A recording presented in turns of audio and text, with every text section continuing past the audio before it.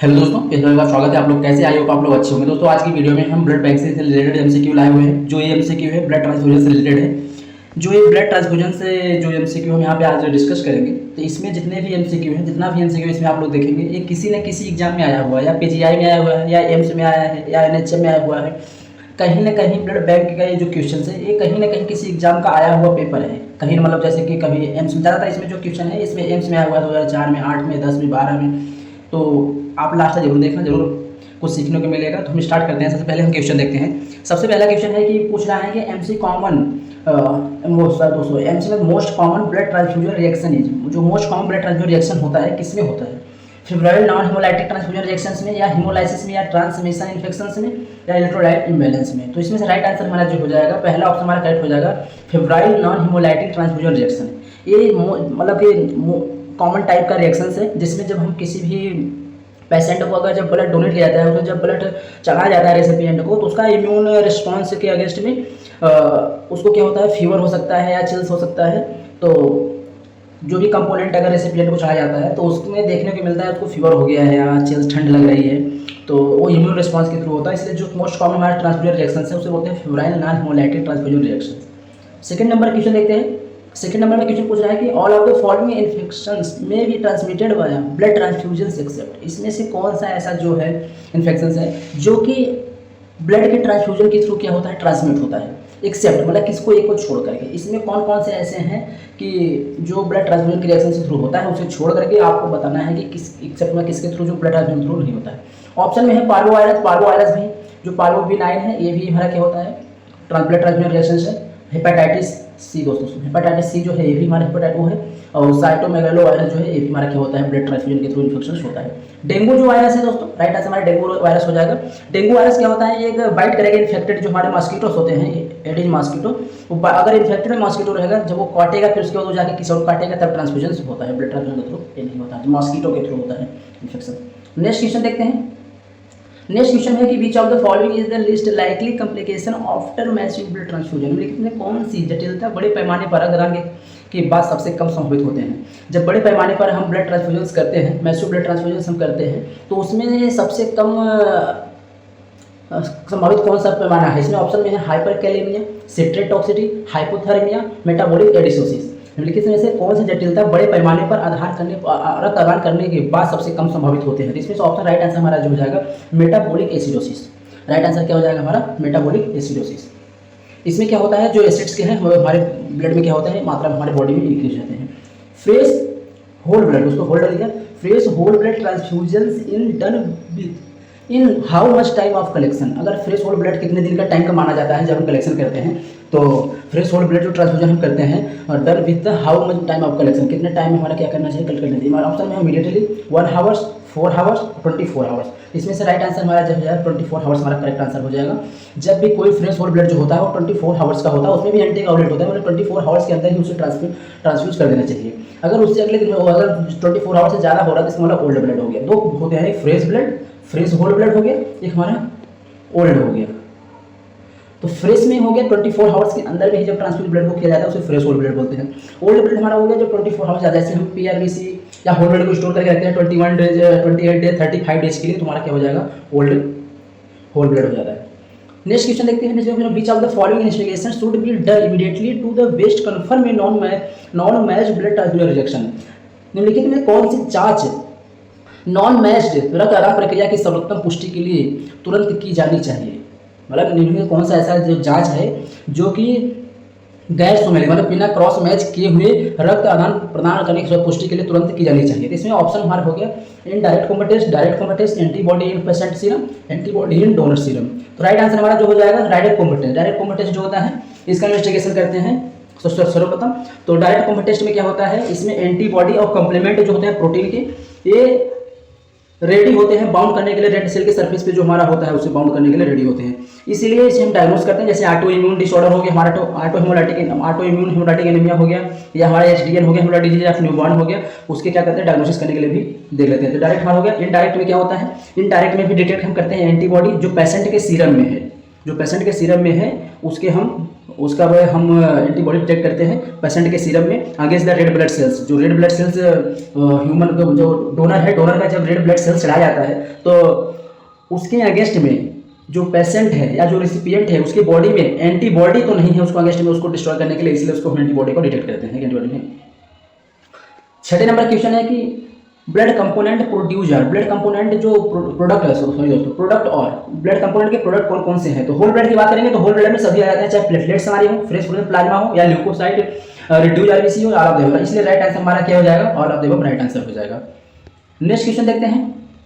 Next question में है a man is the casualty nearly dry after a massive blood loss in the accident. अगर कोई भी है मैन, उसका क्या हुआ कि एक्सीडेंट में हाई मतलब ज़्यादा अमाउंट में उसका क्या ब्लड का लॉस हो गया।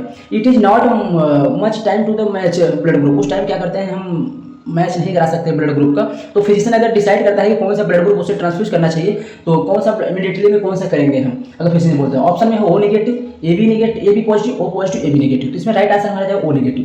ओ नेगेटिव जो होता है इसमें एंटीजन नहीं होता है, ओ ब्लड ग्रुप के होते हैं। जो इसमें एंटीजन नहीं होते हैं तो इसमें सिर्फ ए एंटीजन और बी एंटीजन नहीं होते हैं। और ए बी जो पॉजिटिव है इसमें ए एंटीजन बी एंटीजन होते हैं, इसमें एंटीबॉडी नहीं होती है। ओ पॉजिटिव में जो होता है आर एच फैक्टर जो नेगेटिव है इसमें आर एच नहीं होते, इसलिए आपको ओ नेगेटिव ब्लड को ट्रांसफ्यूज कर देना चाहिए। राइट आंसर हमारा क्या हो जाएगा, ओ नेगेटिव करेक्ट आंसर हो जाएगा। अगर सर डोनर की बात करेंगे तो हमारा ओ नेगेटिव डोनर होता है। अगर हम रेसिपिएंट की बात करेंगे ए बी पॉजिटिव हमारा क्या होता है, रेसिपिएंट होता है सर्वदाता। और सर्वडोनर हमारे सर्वदाता कौन सा हो गया, ये ओ नेगेटिव, और सर्वदाता जो हो गया ओ नेगेटिव हो गया, और सर्वग्राही जो होता है ए बी पॉजिटिव हो गया। 8 नंबर क्वेश्चन है कि 1 unit of fresh blood arises the HB percentage concentration. अगर किसी को ब्लड 1 यूनिट पर चढ़ाया जाता है तो उसमें हीमोग्लोबिन सांद्रता कितने प्रकार का उत्पन्न हो सकता है, किस प्रकार उत्पन्न हो सकता है। ऑप्शन में है कितना बढ़ सकता है, 0.1 ग्राम परसेंट, 1 ग्राम परसेंट, 2 ग्राम परसेंट, 2.2 ग्राम परसेंट। तो 1 ग्राम परसेंटेज बढ़ सकता है। राइट आंसर हमारा है 1 ग्राम। अगर किसी को 1 यूनिट ब्लड फ्रेश ब्लड चढ़ाया जाता है तो उसमें 1 ग्राम हमारे हीमोग्लोबिन इनहांस हो जाता है, इंक्रीज हो जाते हैं उसमें। 9 नंबर क्वेश्चन है कि which of the following statements about the acute haemolytic blood transfusion reaction is true. इसमें से कौन सा स्टेटमेंट ऐसा है जो कि acute haemolytic blood transfusion reactions में वो सही है। ऑप्शन में है कंप्लीमेंट मीडिएटेड हेमोलाइटिक इंसिन type 3 hypersensitivity responsible for the most cases, या रियली दैट या renal blood flow in the always maintain, या no need for the stopping transfusion. तो इसमें राइट आंसर हमारा जो हो जाएगा, ये ऑप्शन करेक्ट हो जाएगा, कंप्लीमेंट मीडिएटेड हेमोलाइटिक हेमोलाइसिस इन सीन। तो राइट आंसर हमारा क्या हो जाएगा, राइट आंसर हमारा करेक्ट हो जाएगा पहला है। एक्यूट जो हेमोलाइटिक ट्रांसफ्यूजन रिएक्शंस होते हैं वो इन्वॉल्व होते हैं कंप्लीमेंट एक्टिवेशन में। किसमें, कंप्लीमेंट एक्टिवेशन में क्या होते हैं, इन्वॉल्व होते हैं, जो कि कंट्रीब्यूट करते हैं कैसे, hemolysis of red blood cells का। तो इसमें से राइट आंसर हमारा क्या हो जाएगा, ये ऑप्शन हमारा करेक्ट हो जाएगा। 10 नंबर क्वेश्चन देखते हैं। 10 नंबर में क्वेश्चन में है कि ट्रू अबाउट ब्लड ट्रांसफ्यूजन। जब हम ब्लड ट्रांसफ्यूज करते हैं उसके बारे में कौन सा इसमें सत्य है, एंटीजन मतलब किसके आधार के बारे में हम सत्य हैं। True about blood transfusion, blood transfusion के बारे में कौन सा इसमें सही है आपको ऑप्शन में है antigen D determine Rh positive, febrile reaction is due to the HL antigen, या anti D natural occurring antibody, या cryoprecipitate contain the all coagulation factors. इसमें से राइट आंसर हमारा जो हो जाएगा, ये हमारा हो जाएगा करेक्ट आंसर। जो हमारा आरएच एंटीजन होता है वो डिटरमाइन करता है कि हमारी पॉजिटिव हमारा ब्लड ग्रुप है या नेगेटिव ब्लड ग्रुप है। इसलिए जो रक्त के अलावा सबसे ज़्यादा मेन जो महत्व होता है वो हमारा एंटीजन होता है, एंटीजन डी, जिससे डिटरमाइन करते हैं कि पॉजिटिव है या नेगेटिव है, डिटरमाइन आरएच पॉजिटिव है। अगर हम ब्लड ट्रांसफ्यूज कर रहे हैं, अगर किसी का नेगेटिव है तो उसे पॉजिटिव चढ़ा देंगे तो उसमें क्या होगा, रिएक्शन करके हेमोलाइज ब्लड कर देते हैं। राइट आंसर हमारा जो हो जाएगा antigen D determines Rh positive, right answer हमारा करेक्ट हो जाएगा। 11 नंबर क्वेश्चन से है कि which of the following is better indicators for the need for transfusions. निम्नलिखित में कौन सा रक्तदान की आवश्यकता का बेहतर संकेतक है, इंडिकेटर सबसे बेस्ट कौन सा है नीड ऑफ ट्रांसफ्यूजन्स का। ऑप्शन में है urine output, colour of skin, haematocrit और क्लिनिकल एग्जामिनेशन। जैसे कोई भी पेशेंट है उसका सबसे जो इंडिकेटर जो होता है, मेन इंडिकेटर जो होता है, कैसे पता चलेगा कि इसको ब्लड ट्रांसफ्यूजन करने की जरूरत है, इसको ब्लड की जरूरत है। तो उसमें क्या होता है, सबसे पहले हम हेमाटोक्रिट की जांच कर देंगे। हेमाटोक्रिट जब जांच कर देंगे पीसीबी में क्या होता है, जब हम सैंपल लेते हैं तो इसमें ट्यूब में रख करके वो छोड़ देते हैं 1 आवर्स के लिए। इसमें क्या होता है, जो आरसीबी हमारे हैं वो क्या होता है, शटर डाउन हो जाते हैं। तो इसमें हम पता चल जाता है कि मतलब कितना पीसीबी आ रहा है, कितना पैक सेल वॉल्यूम है टोटल बॉडी के अंदर। अगर कम होगा तो क्या होगा, पीसीबी, तो क्या होगा, ब्लड ट्रांसफ्यूजन की जरूरत पड़ेगी। इंडिकेटर है, बेस्ट इंडिकेटर जो है पीसीबी है, जिसको बोलते हैं haematocrit. Massive blood transfusion is defined है बड़े पैमाने पर अगर हम ब्लड ट्रांसफ्यूजन करते हैं तो किस प्रकार प्रभावित किया जाता है। तो इसमें ऑप्शन में है 350 ml इन 5 मिनट में, अगर मैसिव ब्लड ट्रांसफ्यूजन डिफाइंड है, अगर मैसिव मतलब बड़े पैमाने पर या मैसिव में ज़्यादा अगर ब्लड ट्रांसफ्यूजन किया जाता है तो डिफाइंड कैसे करेंगे। तो 350 ml इन 5 मिनट्स में, या 500 ml इन 5 मिनट्स में, या 1 लीटर इन 5 मिनट्स में, या होल ब्लड वॉल्यूम। तो हम क्या करते हैं, डिफाइन करते हैं मैसिव ब्लड को होल ब्लड वॉल्यूम में हम डिफाइन करते हैं। राइट आंसर हमारा क्या है, डी ऑप्शन हमारा करेक्ट हो जाएगा। दोस्तों इसमें आपको क्वेश्चन भले ऊपर टाइप का देखता होगा, लेकिन ये जो क्वेश्चन है ये किसी न किसी एग्जाम में आया हुआ है, एम्स में आया है, या एसजीपीजीआई में आया हुआ है, या आपका एनएचएम में आया हुआ है, या आपका लखनऊ इटावा वाले में आया हुआ, लखनऊ मेडिकल कॉलेज में, या डीएसएस में आया हुआ है, कहीं ना कहीं एग्जाम आया ज़्यादातर। इसमें जो मोस्ट क्वेश्चन है वो सब एम्स में आए हुए हैं, इसलिए आपको क्वेश्चन ऐसे ही ऊपर लिखना है, क्योंकि ये टाइप के क्वेश्चन सेंट्रल गवर्नमेंट का जो एग्जाम होता है वो ऐसे ही क्वेश्चन आते हैं।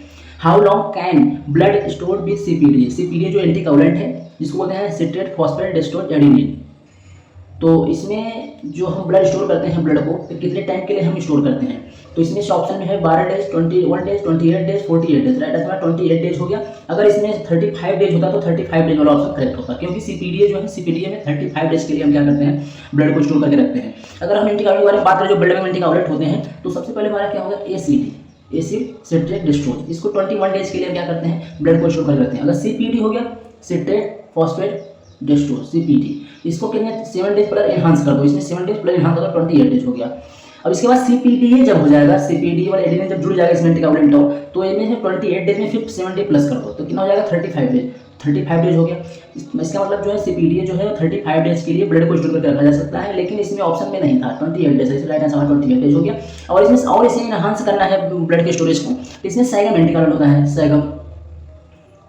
तो इसमें जब हम एंटीकोगुलेंट वाले में रखेंगे तो इसको हम कितना लिए 35 डेज था, इसमें प्लस हम 7 डेज कर देंगे तो 42 डेज हो जाएगा। जितने भी एंटीकोगुलेंट है, हमारे चाहे एसीडी हो गया, सीपीडी हो गया, सीपीडी हो गया, या सैगम हो गया, इसमें 7 डेज यहाँ होगा चला जाएगा। एसीडी था, एसीडी में 21 डेज था, सीपीडी था, सीपीडी में 28 डेज हो गया, सीपीडी में 35 डेज हो गया, और सैगम में 42 डेज हो गया। तो इसमें 35 डेज ऑप्शन नहीं था, इसलिए इसमें 28 डेज आपका करेक्ट आंसर है। नेक्स्ट क्वेश्चन है, massive transfusion is previous healthy adult male can cause hemorrhage due to. पहले से जो स्वस्थ मनुष्य होते हैं, वयस्क पुरुष हैं, बड़े पैमाने पर रक्तदान के कारण किसी भी कारण पर रक्तस्राव हो सकता है। जैसे कोई भी नॉर्मल इंसान है, अगर उसे हम ज़्यादा अमाउंट में मतलब मैसिव ट्रांसफ्यूजन अगर हम किया जाए तो उसमें से कौन सा रक्तस्राव हो सकता है या कौन सा हेमोरेज हो सकता है, किसके कारण हो सकता है। तो ऑप्शन में है इंक्रीज टीपीए, या डायनोसुलर थ्रोम्बोसाइटोपेनिया, या विटामिन सी डेफिशिएंसी, या डिक्रीज फाइब्रोनेजन। तो इसमें से हमारा जो राइट आंसर हो जाएगा, तो हमारा हो जाएगा डिक्रीज, जो हमारा हो जाएगा फाइब्रोनेजन। इसमें से राइट आंसर हमारा जो हो जाएगा, ये दो ऑप्शन हमारे करेक्ट हो सकते हैं, डायनोसुलर थ्रोम्बोसाइटोपेनिया, जो डिक्रीज फाइब्रोनेजन है सबसे पहले ये हमारा मेन है। अगर ये ऑप्शन में है तो पहले ये क्लिक करोगे, अगर डायनोसुलर थ्रोम्बोसाइटोपेनिया है तो फिर ये क्लिक करोगे, अगर ये नहीं है तो ऑप्शन में आपको टिक करना है। अगर दोनों क्वेश्चन है तो आपको बोथ ऑप्शन में क्लिक कर देना है। तो राइट आंसर हमारा क्या है, डिक्रीज फाइब्रोनेजन राइट आंसर हो जाएगा। 15 नंबर क्वेश्चन ये है कि arterial blood gas analysis in a बोतल containing heparin causes a decrease in the value of. अगर हिपैरिन युक्त तो कोई बोतल है, धमनी के रक्त को गैस के विशेषण कारण मान में कमी आती है। किस में मान में कमी, जैसे हिपैरिन का हमने बोतल ले लिया, उसमें हमने क्या करें, बोतल containing heparin cause the decrease value. अगर हमने हिपैरिन के बोतल में अगर हमने आर्टियल ब्लड गैसेस के एनालिसिस के लिए उसमें सैंपल ले लिया तो किसकी वैल्यू में हमारी कमी आएगी। ऑप्शन में है PCO2, या पीएच का, या CO, या all of the above. Right answer हमारा क्या हो जाएगा, all of the above. Heparinized में होगा सिंपल ले लेते, इसमें हमारा all of the above right answer हो जाएगा, सभी में हमारा कमी आएगा। तो राइट आंसर होगा ऑल ऑफ द अबव, हमारा राइट आंसर हो जाएगा। नेक्स्ट क्वेश्चन ये है कि massive blood transfusion is defined है। Massive blood transfusion is defined है, कैसे प्रभावित किया जाता है। अभी इसके पहले क्वेश्चन आपने देखा था, इसका होल ब्लड था। तो इसमें ऑप्शन में है whole blood volume in 24 hours, या half blood volume in 24 hours, या 40% blood volume in the 24 hours, या 60% ब्लड वॉल्यूम इन 24 आवर्स। इसमें राइट आंसर हमारा जो हो जाएगा whole blood volume in 24 hours. Right answer हमारा क्या हो जाएगा, अगर हम बड़े पैमाने पर अगर हम ब्लड ट्रांसफ्यूजन कर रहे हैं तो 24 आवर्स में हमें होल ब्लड को वॉल्यूम को हमारा होल ब्लड वॉल्यूम में 24 आवर्स में ट्रांसफर किया जाता है। तो राइट आंसर हमारा क्या हो जाएगा, पहला ऑप्शन करेक्ट हो जाएगा। ब्लड ट्रांसफ्यूजन कॉम्प्लिकेशंस क्या क्या होता है उससे रिलेटेड जो क्वेश्चन है इसमें उसको हम देख रहे हैं। इसमें है after blood transfusion the febrile non hemolytic transfusion reactions occurs due to. अगर रक्त के बाद जो गैस रक्तदान प्रक्रिया किसके कारण होता है, मतलब जो हमारा febrile non hemolytic transfusion reactions है अगर ब्लड के बाद से किसके द्वारा होता है। ऑप्शन में है एलोमिनाइजेशन, या antibody against donor leukocyte and HLA antigen, या एलर्जिक रिएक्शन, या एनाफिलाक्टिक रिएक्शन। इसमें राइट आंसर हमारा जो हो जाएगा बी ऑप्शन करेक्ट हो जाएगा। एंटीबॉडी बनाता है अगेंस्ट डोनर की, या ल्यूकोसाइट्स हमारा हो, या HLA एंटीजन से। तो ट्रांसफ्यूजन रिएक्शन से ड्यू टू किसके कारण हो सकता है, अगेंस्ट एंटीबॉडी डोनर, या ल्यूकोसाइट, या HLA एंटीजन। तो राइट आंसर हमारा क्या हो जाएगा, बी ऑप्शन करेक्ट हो जाएगा। 18 नंबर क्वेश्चन है कि blood grouping and cross matching is must prior in the infusion of, रक्त के आदान से पहले रक्त समूहकरण के क्रॉस मैचिंग की आवश्यकता है, किसके लिए? जेलेटिन है या एल्बुमिन के लिए, एक डेस्टोर के लिए या एफएफपी के लिए? इसमें से हमारा जो राइट आंसर हो जाएगा 18 नंबर का, 18 नंबर हमारा जो राइट आंसर हो जाएगा ये किसके लिए हो जाएगा? डेक्सोस के लिए। राइट आंसर हमारा क्या हो जाएगा? डेक्सोन के लिए हमारा, सॉरी दोस्तों, जो इसमें हमारा राइट आंसर हो जाएगा एफएफपी के लिए, हमारा राइट आंसर हो जाएगा एफएफपी के लिए। रक्तदान से पहले रक्त समूहकरण क्रॉस मैचिंग की आवश्यकता है, एफएफपी के लिए है। Blood grouping and cross matching is must prior to the infusion, मतलब कि रक्त जो है ब्लड ग्रुपिंग और हमारा जो क्रॉस मैच है किस क्रॉस मैचिंग की आवश्यकता है कि रक्तदान करने से पहले, तो एफएफपी की, फ्रेश फ्यूजन प्लाज्मा। तो राइट आंसर हमारा क्या हो जाएगा? डी ऑप्शन करेक्ट हो जाएगा। 20 नंबर क्वेश्चन है, 20 नंबर क्वेश्चन है कि collection of the blood for cross matching and grouping is done the before administrative is the plasma expanded. Cross matching और जो है समूहकरण के लिए रक्त का संग्रह किस प्लाज्मा विस्तारक की प्रशंसा से किया जाता है? इसमें ऑप्शन में है हाइड्रोक्सिल एथाइल स्टार्च या डेक्स्ट्रॉन हो गया, मेथनॉल हो गया। राइट आंसर हमारा क्या हो जाएगा? डेक्स्ट्रॉन। डेक्स्ट्रॉन हमारा राइट आंसर हमारा करेक्ट हो जाएगा। जो डेक्स्ट्रॉन है क्या है हमारा? ये डेक्स्ट्रॉन जो हमारा है इन्फेयर क्या है? सिग्निफिकेंटली होता है कि ब्लड के ग्रुपिंग के साथ मिलकर के, क्रॉस मैचिंग के साथ मिलकर करके ये रोलेक्स फॉर्मेशन करता है। इससे सजा जो हमारा जो है ये डेक्स्ट्रॉन के लिए हमारा क्या होता है? के लिए किया जाता है डेक्स्ट्रॉन। नेक्स्ट क्वेश्चन देखा, नेक्स्ट क्वेश्चन में है कि miss match blood transfusion in anaesthetic patient present is. Anaesthetic जो रोगी में रक्त प्रदान प्रस्तुत होता है किसके द्वारा? हाइपरथर्मिया या हाइपरटेंशन में, या हाइपोटेंशन या bleeding from the site of wound, या criteria of hypersensitive brady criteria and hypertension या ट्रेगी क्राइटेरिया एंड हाइपरटेंशन। इसमें से राइट आंसर हमारा जो 21 क्वेश्चन है, 21 क्वेश्चन हमारा क्या हो जाएगा? ये hypotension and bleeding from the site of wound. Right answer हमारा करेक्ट हो जाएगा।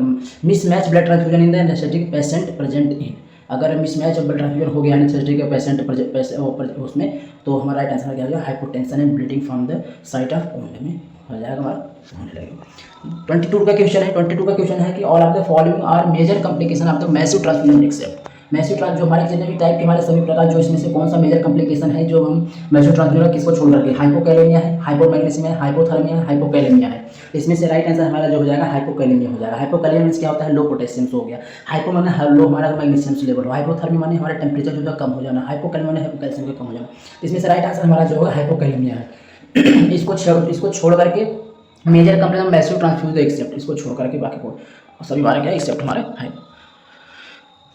नेक्स्ट क्वेश्चन है massive transfusion result in. Massive transfusion हमारा अगर को हम ज़्यादा अमाउंट में अगर ट्रांसफ्यूजन करते हैं, मैसिव माने आदान करते हैं, ट्रांसफ्यूजन करते हैं, रिजल्ट इन किस में आते हैं? DIC आते हैं, हाइपोथर्मिया, हाइपरकैलेमिया, थ्रोम्बोसाइटोपेनिया, सॉरी दोस्तों थ्रोम्बोसाइटोपेनिया। तो इसमें से हमारा जो राइट आंसर हो जाएगा 23 का, इसमें से राइट आंसर हमारा क्या हो जाएगा? राइट आंसर हमारा देखो DIC है, DIC में होगा में लिमिटेड इंटरवेस्कुलर कॉर्पस्कुलर वो सेल्स हमारा हो जाएगा। और हाइपोथर्मिया जो हमारे हाइपोथर्मिया भी हो सकता है, और इसमें हमारा लॉस्ट में हमारा है डी थ्रोम्बोसाइटोपेनिया भी हो सकता है हाइपोकैलेमिया को छोड़ करके। इसमें तीनों हमारे जो है राइट आंसर है मैसिव ट्रांसफ्यूजन रिजल्ट में DIC, हाइपोथर्मिया या थ्रोम्बोसाइटोपेनिया। राइट आंसर हमारा तीनों है A, B और D, ये तीनों हमारे सही हैं।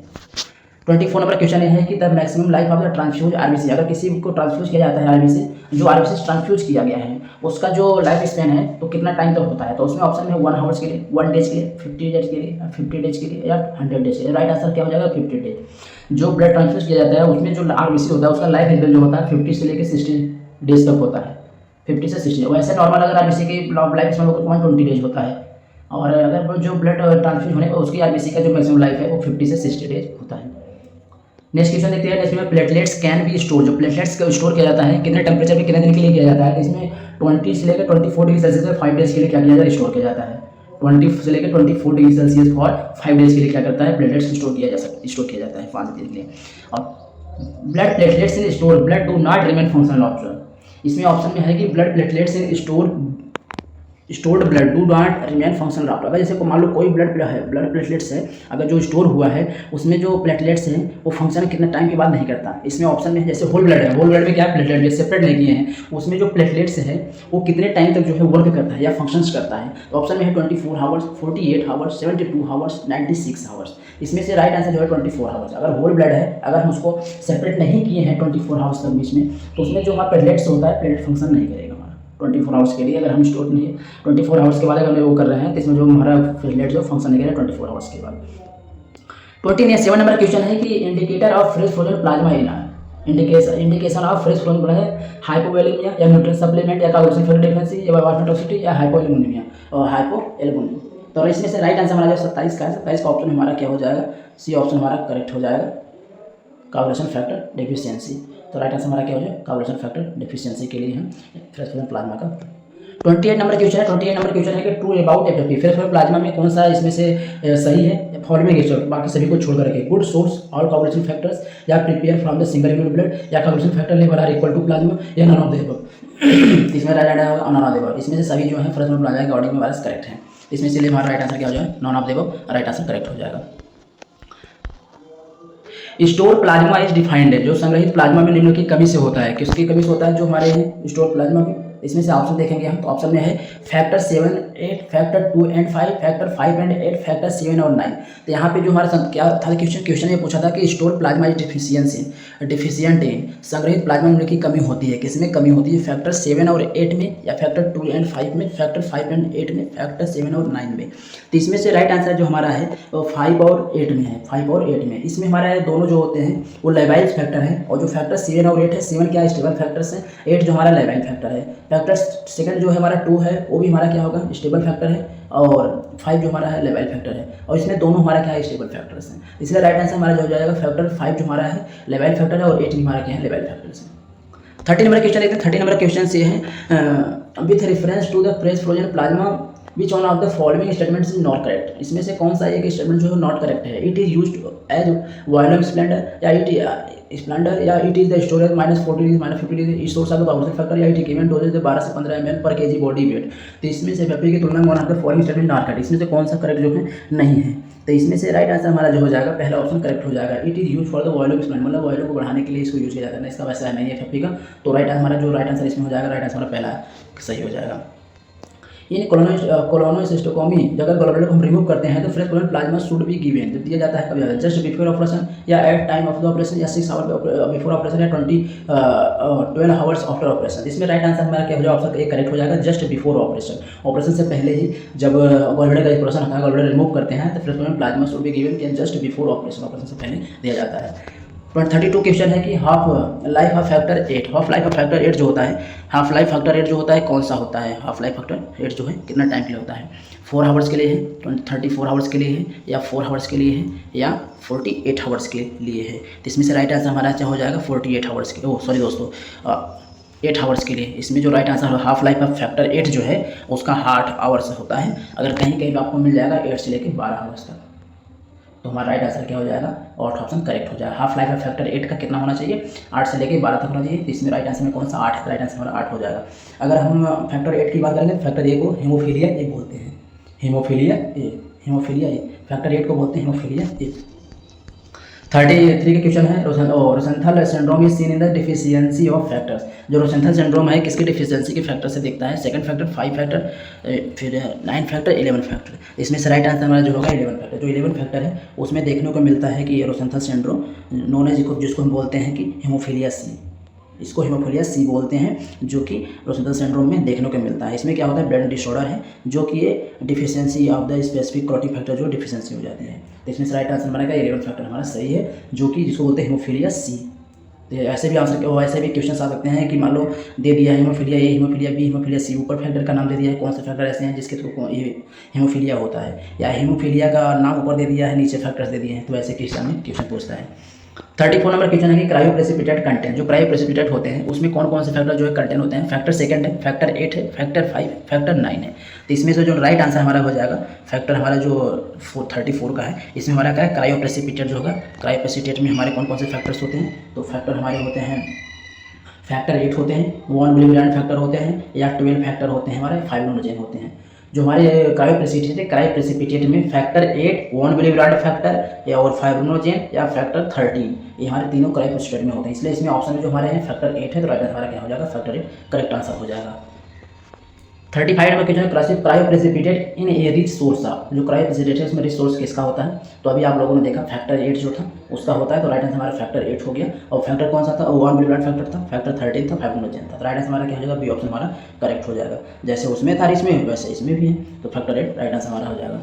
36 नंबर क्वेश्चन है कि which of the following blood transfusion store bye 40। ये आपको कमेंट करके बताना है कि इसमें से कौन सा ब्लड फ्रैक्शन है जो कि स्टोर किया जाता है -40 डिग्री सेल्सियस पे। तो राइट ये कमेंट करके आप लोगों को बताना है। 37 नंबर क्वेश्चन है cryo precipitate contain all except, इसमें से किसको छोड़ करके बाकी जो हमारा है किसके क्रायो प्रेसिपिटेट के कंटेंट्स में आते हैं, क्रायो प्रेसिपिटेट कंटेंट। तो राइट हमारा जो बी ऑप्शन है फैक्टर 9, ये फैक्टर 9 को छोड़ दो, बाकी से हमारे किस में आते हैं, इसमें आते हैं। अब देखते हैं क्रायो प्रेसिपिटेट क्या होगा, 9 फैक्टर को छोड़ करके सभी जो हमारा cryo precipitate contents all except में कितना हो गया, फैक्टर 9 हमारा छोड़कर बाकी जितने हैं क्रायो प्रेसिपिटेट में अंदर में आते हैं।